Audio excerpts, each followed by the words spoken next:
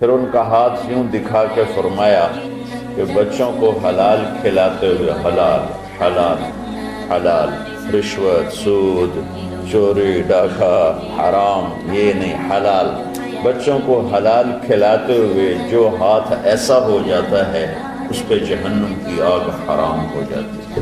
لیکن ایک mind set بن چکا ہے ہمارے ہاں کہ بس یہی دینداری ہے۔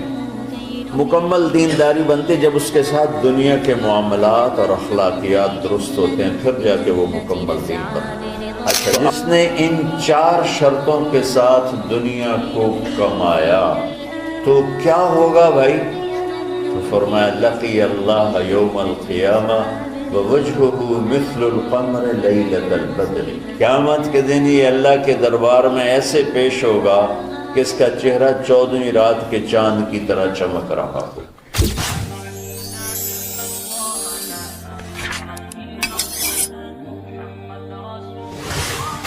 من طلب الدنیا حلالا، جس نے دنیا کمائی حلال، کاروبار کیا، نوکری کی، تجارت کی، زراعت کی، کوئی بھی ریڑھی لگائی، چھابا لگایا، سائیکل پہ منیاری بیچی، جو بھی کیا، من طلب الدنیا حلالا، جس نے دنیا کو طلب کیا حلال راستے سے، سعین علی اہلہ، اب بھائی کیوں کماتے ہو؟ کہا جی بچوں کو کھلانا ہوتا ہے اس لیے۔ تعطفا علی جارہ، کیوں کماتے ہو؟ کہا جی کوئی اللہ کے غریب بندے ہوتے ہیں ان پر خرچ کرتا ہوں۔ استعفافا عن المسئلہ، کیوں کماتے ہو؟ کہا جی کسی سے سوال نہ کرنا پڑے۔ تو 4 باتیں میرے نبی فرما رہے ہیں، رزق حلال کمایا، بچوں پر خرچ کرنے کے لیے کمایا، غریبوں پر خرچ کرنے کے لیے کمایا، اور سوال سے بچنے کے لیے کمایا۔ اس میں کوئی نماز، روزہ، حج، زکوٰۃ، تہجد، تبلیغ، جہاد کا کوئی ذکر ہے نہیں۔ اچھا، جس نے ان 4 شرطوں کے ساتھ دنیا کو کمایا تو کیا ہوگا بھائی؟ تو فرمایا لقی اللہ یوم القیامہ ووجہہ مثل القمر لیلۃ البدر، قیامت کے دن یہ اللہ کے دربار میں ایسے پیش ہوگا کہ اس کا چہرہ 14ویں رات کے چاند کی طرح چمک رہا ہو۔ اللہ نے ہمیں ایسا دین عطا فرمایا۔ حضرت سعد بن معاذ رضی اللہ تعالیٰ عنہ آپ کی محفل میں بیٹھے ہوئے تھے تو وہ دہاڑی کرتے تھے، مزدوری کرتے تھے اپنے باغ میں خود ہی۔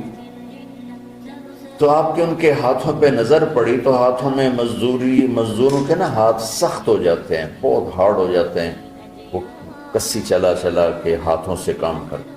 تو آپ نے دیکھا تو ان کے ہاتھ بڑے سخت۔ آپ نے ان سے پوچھا سعد کہ تیرے ہاتھوں کو کیا ہے؟